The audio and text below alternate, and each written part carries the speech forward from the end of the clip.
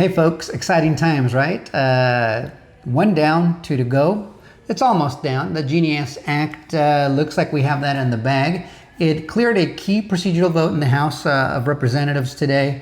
I think the vote was 215 to 211, so as usual, they always mess around and make it seem close when something like this is so obviously good for the country. Allowing it to proceed to a final vote. The bill is expected to pass the House and be sent to President Donald Trump for his signature, and should or maybe should become law by the end of this week. But we still have the no CBDC legislation and the market clarity or market structure bill, so to speak.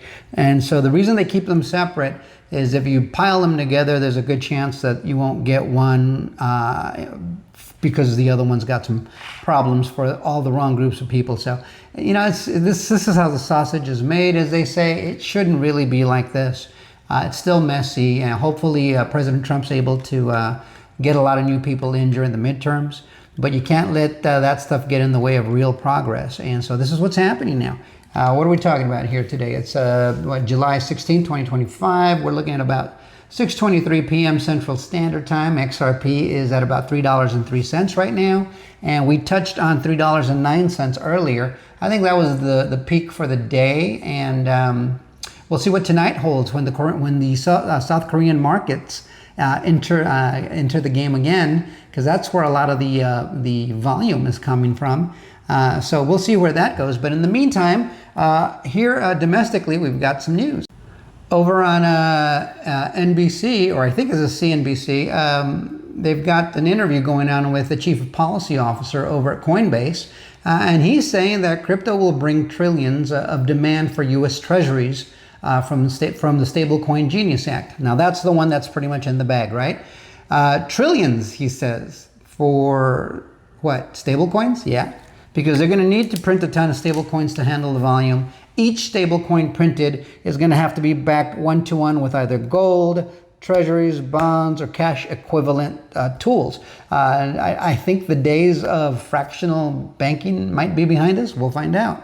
But if this is it, he's not the only one saying it. A lot of people have been saying these things. And I'm about to share a video after this video of another person doing the exact same thing.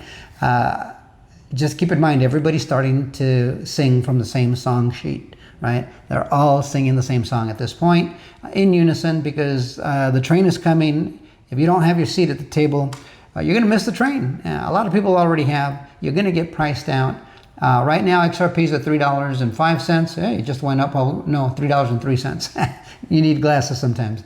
So it's at 303, and say we wake up tomorrow, it's 345, right? $3.45. 2 weeks from now, it might be at $4, maybe $5. And so right now you can get what, three XRP to $1, a little bit more. But if it goes to $5, you'll only get 2 XRP for $1. You understand what's happening here, right? You're going to get priced out of buying a substantial bag is what's going to happen. At least some people will. But as you know, and this is so young, it's got a long way to go. Some people think like, well, it was 50 cents last summer. It's at $3 now. The juicy part's over. No, not at all. XRP, I believe, is intended to be worth 4 figures at some point. But for sure, within the next 2 to 3 years, we're going to see it at 3 figures. And by 2030, I'm expecting 4 figures. And I've said that many times. And I'm pretty sure that's going to come to pass. So anyhow, let me get you onto the little video here, just so you can see what's being talked about in business channels from people who know.